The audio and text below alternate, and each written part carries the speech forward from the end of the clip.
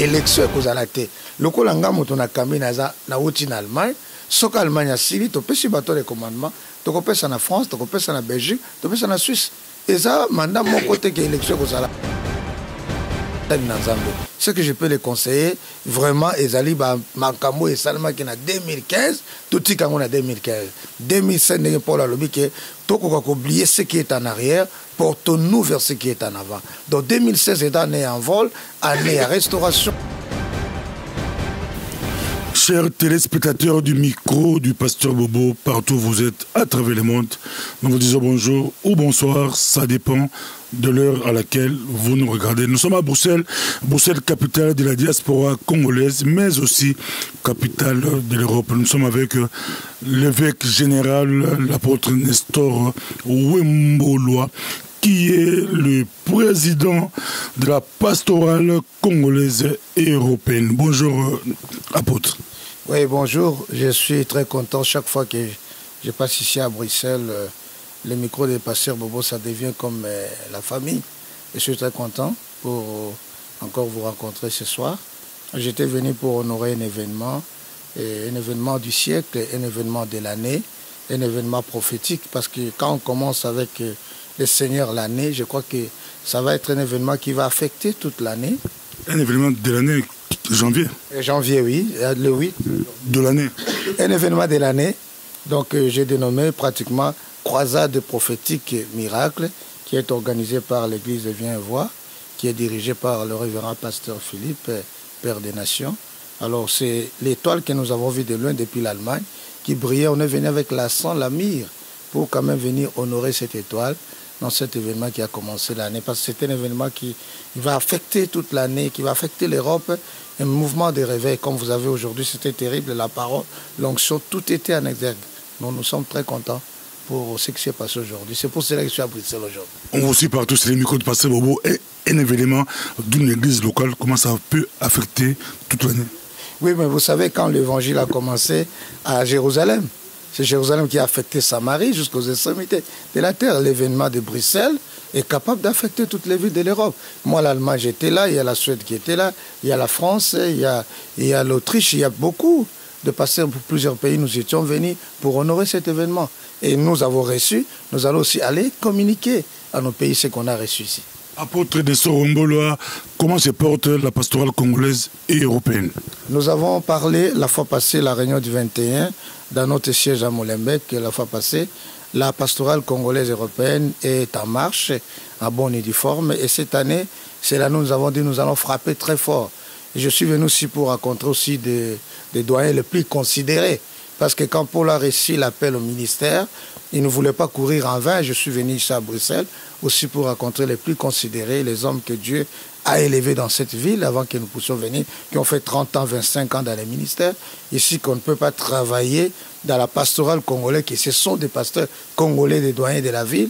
Et j'étais venu aussi pour les rencontrer, pour leur parler de la vision et pour que nous puissions mettre la main dans la pâte pour que la pastorale congolaise puisse atteindre ses objectifs. Quand vous parlez des doyens, vous avez rencontré les bishops Moutchébélé et puis les pasteurs Kibutu. Oui, les doyens, ce sont des colonnes. Parce que même Paul, quand il reçoit le ministère, il va aller voir Pierre, Jean et Jacques qui étaient des colonnes à Jérusalem. Le pasteur Kibutu, ce sont des grands, ce sont des doyens qui ont l'expérience ici. Et il y a le pasteur Panzo, il y a le bishop Moutchébélé, il y a d'autres pasteurs aussi que j'ai rencontrés, pasteur Romba, et puis aussi le pasteur Jimo. Tous les autres, je les ai rencontrés parce que la pastorale, ce sont des Congolais. Cette affaire les concerne. J'ai été obligé de les rencontrer pour parler avec eux, pour exposer la vision de la pastorale et les intéresser à apporter leur pierre de construction pour l'avancement de la pastorale. Ça nous intéresse. Quelle a été la réaction du bishop Moutchébélé et du pasteur Kibutu pour ces deux-là, on les appelle les deux grands poids lourds de l'Europe? Non, mais je crois leur avis et leur appréciation, donc toujours que tout ce qui est œuvre de Dieu, ils sont pour l'avancement de l'œuvre de Dieu. Ils sont pour l'avancement de l'œuvre. Les réactions, leur contribution est très positive. Les conseils, les idées, ils ont des expériences. Ils ont créé des pastorales ici. Ils ont aussi des pastorales. Mais tout ce qui vient de la part de Dieu, ils ont dit non, non, c'est pour le Seigneur, nous sommes là. nous vous soutenons et nous sommes d'accord que vous puissiez avancer pour la gloire du Seigneur. J'aimerais bien vous poser 2-3 questions en lingala. Bali Kolandabiso, apôtre Nestor Ouemboloa, Balabi 2015, où il y a boulot pour le pasteur congolais, en Europe, ou la diaspora. Est-ce que moi, Sonny Mouké, en 2015, Bakangi pasteur Moutakala, dans Facebook, Bakangi pasteur la Skype, Moutakala, pasteur Moussou, Yemoko Mikangi photo, à-t-il internet, habillé Mikangi photo Moutakala, yo comme président pasteur en Europe, et ça là qui est nini, en 2015, c'est ça qui passe, toujours un aspect négatif, mais un aspect positif, et c'est là qui est belé. Un aspect négatif, il y a 2015, et c'est là qui passe, c'est surtout les réseaux sociaux, où il y a pour le pasteur, et c'est là qui passe. Bon, et là, quand on a déploré, ils allaient très, pas si mini pour la parce que, biso l'église de réveil, ce qui problème est allé, il faut que les canaux de télévision, il faut que tu aies Facebook, il faut que tu aies Internet. C'est vraiment une maladie, il faut te bannir yango. Oh, tu as l'église Moussoussou, le problème est grave. Oh, l'église de l'église de réveil, tu as la télévision, tu as le pour respecter la dignité sacerdotale et abassale Nanzambe. Et pastoral, nous ne sommes pas là pour dénoncer, pourquoi nous sommes là pour aider. Faiblesse. Nous sommes là pour assister, nous sommes là pour relever. Donc, et là, on a coupé sa conseil, vraiment, ça ne contribue pas à la personnalité de Nanzambe. Quel pouvoir boza lango boza la ki nini nde ba bali komito na autofile bandako au côté na Facebook on lit pasteur yemoko bachete yemoko pasteur azu photo ya mabe ati l'internet yoza président pastoral boza la comité tant bozo tala yango quel pouvoir boza lango ne église locale oyo bakani ngone pouvoir toza lango eza pouvoir d'abord liloba nzambe toza ko condamner yango énergiquement peut tozo lo bango ekoki ko salemate et ça n'honore pas. Ça n'honore pas le pasteur congolais na ba acte ya ndengwana. Ce sont des habits où ils ont dilué personnalité ya basali nanzambe. Ce que je peux les conseiller vraiment ezali ba makambo et salma qui na 2015 tout tika ngona 2015 2016 n'est pas la lobby que toko ko oublier ce qui est en arrière portons-nous vers ce qui est en avant. Donc 2016 est année en vol, année à restauration, année à rétablissement, année où il y a une grande vitesse parce que bientôt Jésus Azoya, bientôt mandat na biso qui nous bientôt peut manger na niveau Europe et na niveau ya Congo ils ont changé. Il faut te frapper très dur makambwana, te condamner ngo pe to linyango te, to se respecter, to garder dignité na biso et puis makambwana ils ont les sous-sauter, total appli soza liboso, total mato kende liboso pour na to mona makambo. Tout ça peut être après le cambo ya mandat et ça aussi là tu as coïncidence bino nyonso est tombé vers la 2016 na makambo ya Congo ezala pasteur ezala banani bato tout ba mandat et ça aussi la 2016 mais tout sur le long tout zongo tu es pas na yo apôtre Nestor Ouemboloa na 2015 toujours na côté positif tout le monde ba côté mabe 2015 ba côté positif li yo ko pesa bali kolanda yo bato belé bali kolanda biso balanda biso partout dans mokili ba côté positif il y a pastoral il y en a Europe en 2015 maramuni a bien au bosalaki l'église salaki et le quoi liboso otomoni na 2015 et le koto sali ya mune d'abord premièrement c'est pour la première fois en Europe que toko kakozana une assemblée de 120 personnes il y a ba pasteur il y a 12 pays de l'Europe nanu salemate que to yokani to ndimani peut to fonder association internationale, il y a un pasteur congolais à Poto. Non, ça c'est un. Belgique, France, Hollande, Danemark, même Finlande, même Suède, Norvège, tout ça, donc, ton monique est vraiment, ça c'est le premier pas que les Congolais à comprendre qu'il est temps de la maturité de l'Église. Ton travail qui n'a pas de division, ton travail qui n'a pas ordre dispersé, mais maintenant on a compris qu'on doit se mettre ensemble.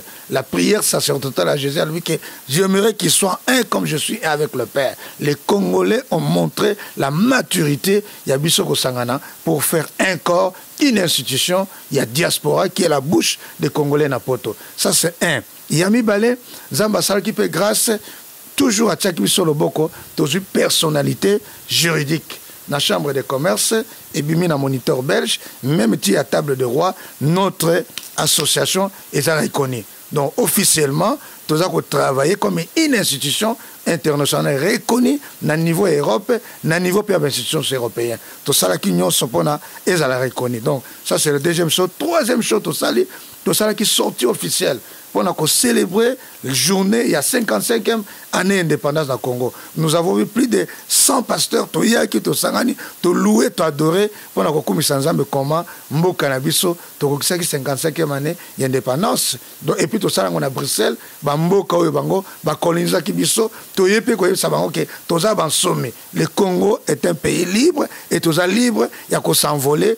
La dimension Zambé après ça donc tout le monde qui est qui commune et à ça tu as mis tout ça c'est quoi tout le monde est vraiment pasteur pastoral oui ça va payer ça qui n'a pas pastoral na Suisse pastoral et côté toi c'est quoi la pastorale congolaise il y a Suisse bientôt na Danemark paye côté bientôt na Irlande des Okota bientôt na va payer belé même pays qui na Portugal na Espagne na Italie donc souvent qui pas pastoral nous va payer et l'amour qui pour na kusangana pour na quelque chose de bien pour le Koumounanzambe. Donc, c'est-à-dire pastoral congolaise. Et là, ici, va passer au Moussoussou. Et là, ici, va payer Moussoussou pour travailler dans l'unité et dans la collaboration.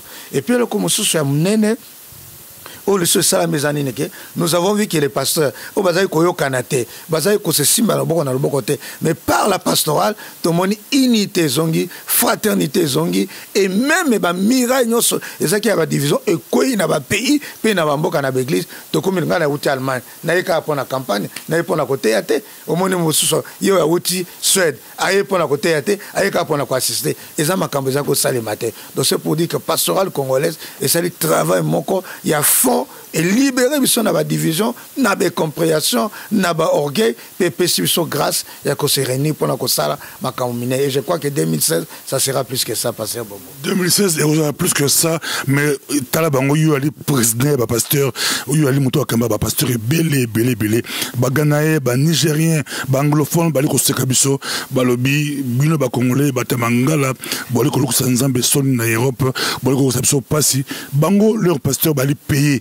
Foutaka bango mais Congolais 9 sur 10 il y a des églises nabiso foutaka bango te baliko sekabiso ya on te regarde pas na yo na 2015 sur pasteur congolais moko ya objectif la bien libo redorer image il y a pasteur congolais en Europe mais bazo sekabiso na collègue pasteur sekabiso avec bilon foutaka bilon te bilon boza désordre boza di organiser te yo za présent pasteur.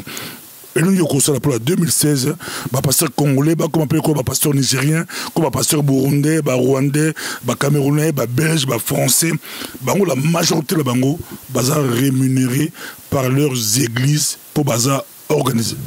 Oui, merci beaucoup. Je crois que nous avons anticipé à nous, Bongisi, l'action Misato Minene. Dans la grande conférence et la restauration, il y a l'église où on parler sur l'organisation Makambo Anagnoso. Tu as organisé une grande conférence, il y a jeunesse, où il y a réuni les jeunes congolais à Poto, et puis grande conférence, il y a maman. Donc, tu as ici Makambo Misato, où il y a Salma Minen Anoyo. Au cours de cette conférence, on a parlé comment révaloriser Moussali Nanzambe, et comment Moussali Nanzambe a cause en commun de allemand, à cause un salaire à partir de l'église. Parce que la Bible dit l'ouvrier mérite son salaire. Celui qui travaille à l'hôtel mange à l'hôtel. Donc, l'église n'a pas de résolution à nous, il y a qu'à organiser yango, il y a qu'à fonder yango, il y a qu'à structurer yango, afin que le pasteur a un reconnu, na valeur et pessamelier comme au sein de Nanzambe, et puis na oye koki ko salake à vivre vraiment dépendamment na salaire église de Kopessaye. À nos conférences en Kosalema, toko le kanaba pays nyonso, pe na église nyonso, ko banda pe nanga une église nanga pe, je crois nga déjà nous avons assisté une partie, et je crois que cette année, nous avons la grâce na ko salake, nga pe na ko kozala payer na église nangaï et puis na église mususunyoso c'est prévu à nous toko zoba salaire et là comme c'est très important pasteur Bobo parce que tout ça na kati ba nigérien té na ba ghanéen té ils ont des problèmes sérieux où l'équipe biso. Moi je vous dis la vérité na za Munich na zo mona ba ghanéen église na bango bazana ba problème et l'équipe kuto ya biso ba nigérien fait la même chose parce que bango makambo na bango ba le na ba télévision té na ba chaîne té pona koloba babomba kama kamona bango. Mais nous les Congolais, les matchs, c'est quoi? Moi les Kamouké au continent internet, moi les Kamouké au continent Facebook. Et ça ko dénigrer biso, toti kama kamboana. Si tu as un problème avec ton frère, kende ko bongisanaye en secret. Ah on a média et ça ici qu'on parler de bonnes choses pour édifier et pour construire l'église. Ça c'est un conseil que je donne. Les Nigériens, les Canaïens ont des problèmes sérieux plus que nous. Galazana Bangona Minik et je les vois. On a vu ça aux diacres, aux anciens, qu'on connaît comme l'église, qui apôtre Mbolo, président pasteur en 2016, qu'on foot à pasteur, comme l'église, l'église Yali, et Tinda, to appel Yanzambe. On a tous pour ça, karaté, Paris, tout ça qui est à Paris, tout est à Munich, tout est à Belgique, pour nous, Autriche. Bon, le problème est que l'Assemblée générale auto retenir les 16 semaines prochaines samedi et sa première Assemblée générale au réunit tous les 12-14 pays à Europe tolingi to kokako adopter règlement d'ordre intérieur parce que les personnalités juridiques aujourd'hui ils ont statut par rapport à l'État mais le règlement d'ordre intérieur ils ont pour réglementer comment intérieurement toko marcher. Donc c'est pourquoi tous les pasteurs Congolais en Europe, il y a diaspora, membres de la pastorale, même Bao Balinko comme membre, nous avons invité Bango, c'est samedi les 16 à 14h, dans la ville à Linz, et ça peut à Salzbourg. Donc, vous avez déjà une invitation. Talabino, Nabino, Ezali, Tokokutana, pour adopter pour la première fois les règlements d'ordre intérieur pour régir la vie de la pastorale congolaise européenne. Et puis, parler sur le plan d'action, comment 3 programmes. Il ne faut pas manquer. Et puis il y aura aussi les divers parce que tout ça n'a pas conférence et que ça les en France en février et que ça les en Allemagne et que ça les en Belgique. Alors Kozangate yo motoza membre na yo motozo comme membre na ville à Linz à partir de 14h et pas le président Simon Kimbangu ndeto kokutana kola pa apôtre Mbolo ozobanga sabatebele bazobanga to na supusa suka bazobanga babi apôtre Mbolo abino bokopira na ba l'état Europe bozu mikanda bozu ba boza reconnu. C'est la carte Bromina Bromi Prebo Kangisa Béglise Nyonso au bazar membre pastoral pour bocha ordre pour bocha ordre. L'État a reconnu tribunal. Babi Bino Bolingbo coopérer na ba l'État y a ba anglais, y a ba belge, y a ba allemand, y a ba français et comme a désormais pour fonder l'église pour ça l'église il faut oser la reconnu na pastorale congolaise européenne. Bolingbo profiter na climat de terreur au Europe zobanga ya terrorisme balabi bino bozo coopérer dans l'état pour bokanga ba église. Ce n'est pas toujours coopérer dans l'état mais moi j'encourage tout pasteur, moi j'encourage les amalam aux en appel, les amalam on pose à la reconnaître à niveau linga na reconnaître dans la carte nanga reconnaître en Allemagne comme état pasteur. Nasinyaka Mikanda qui engage l'église, qui engage les gens, je suis reconnu juridiquement. L'État a bien Mobulu Ali, a bien Mobulu, l'église Moro na Bruxelles, na Munich, na Paris, Oebi Yango. La police a kokanga l'église, a kokanga batoté, mais nous avons introduit des lettres au niveau du gouvernement au pays où ils allaient membres Europe, Belgique, France, pays nyonso pour nous informer que nous sommes une institution de la diaspora. Et je crois que d'ici là, toko mais démarche wana ezali ya biso ko zala reconnu non seulement entre biso les Congolais mais entre tous les États membres il y a Europe comme État une institution il y a diaspora oyo moto soka ninga sala aninga loba quelque chose il va passer par nous et ça nango mabete et ça pour protéger les Congolais pour la bien-être des Congolais puis l'église des Congolais tous à la reconnaître officiellement au niveau de l'Union européenne. 2016 na matata boyo ki apôtre Mbolo et kozala blague te et comme sérieux penza coopération na ba gouvernement mboka oyo pour moi ordre pe ekota et comme il y a monto abeta tambunda l'église asali bozo banaye ba chibabi kaka au pasteur yangola bali ba cha ordre de l'église ba congolais bali ba cha ordre de l'église na rasi soko ba kangi église na yo kolelate kota la mulongo landa diaba apôtre mi komisa et kozala malamu tomoni bali ko rassembler bazo kota ba leader nyonso ya ba église ya minene ba église ya poto eza matata mais pour la ressource ça to source na glissement c'est glissement et kozala te apôtre babi manda pe esili manda la bino esili ce glissement et kozala te c'est comment manda na et aussi là au rotika yebongo na facilement to et kozala rébellion. Non, non. Rébellion spirituelle. Merci beaucoup. D'abord, à Bruxelles, la pastorale passe-belle à Bruxelles, élection au Salema en 2016, la pastorale congolaise à France, élection au Salema, et pas la mission Allemagne, Salema qui est déjà nagé, dans les cas qui sont comme président. Au Ghana. Et on a gagné l'élection. Dans les cas qui sont pour sans fraude, démocratiquement. Démocratiquement, et librement, ils ont choisi un Zambé. En Allemagne, il va passer sous 2 ans. Donc, il y a aussi en 2018. Donc, c'est pour contrôler la Belgique, la France, la commission, pour contrôler l'élection. L'Europe va passer sous 2 ans et aussi là, le 17 janvier 2017. Ils ont glissement, ils ont respect calendrier. Et là, on a glissement cause à la tête. Parce que dans le règlement de l'intérieur, où tu élaboré, ils ont un mandat rotatif. Élection cause à la tête. Le Kolanga, on a camé na outil en Allemagne. Ce qu'Allemagne a signé, tu peux suivre les commandements. Tu peux faire en France, tu peux faire en Belgique, tu peux faire en Suisse. Et ça, mandat, mon côté, qui est élection cause à la tête. On va désigner un autre pays qui va prendre la présidence. Dans le Bopoli pays aujourd'hui. Dans notre pays. Et tant que Bopoli, c'est à la porte de Wembola qui reste président, juste rester Bopoli. Non. Je suis président, mais je prévois l'élection et Salema avant les 17. Élection de désignation et Salema. Et puis, tu as désigné pays Pambate. Pays où d'abord, il y a présent dans la réunion. Pays où il y a cotisation en règle, selon le statut, selon le règlement. Il faut d'abord répondre à vos critères.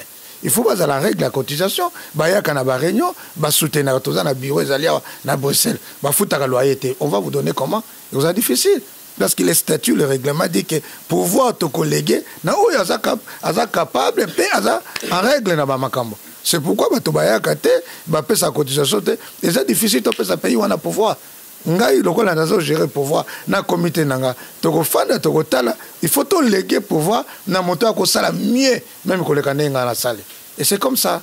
Ils ont maintenant trompé ça sous quoi dans cette salle émission awa na bureau ou une église il y a pasteur Philippe Père des Nations il y a cette campagne il y a Kafu Babila Poto ba pasteur Belé tout ça sur la campagne té au longo ça la campagne au bengi nigérien au longo ça la campagne au bengi mundele au longo ça la campagne au bengi mutamboka mususu mais à Tchelibaya à cette campagne à Fongolinzela pasteur congolais peut trop ça la campagne. Oui, mais le problème est parce que l'église est ça qui est nettement ma distraction. Or, ce que total statistique et Europe, parce que presque les pays dans l'Europe, il y a au moins 80% de bateaux qui sont en besoin de Christ. Il y a au moins bateaux qui sont dans l'église, qui sont au moins 30%, 40% de bateaux qui sont dans un conflit et qui sont dans l'église. Donc c'est ce qui fait que l'évangélisation pour le moment, il faut occuper place primordiale.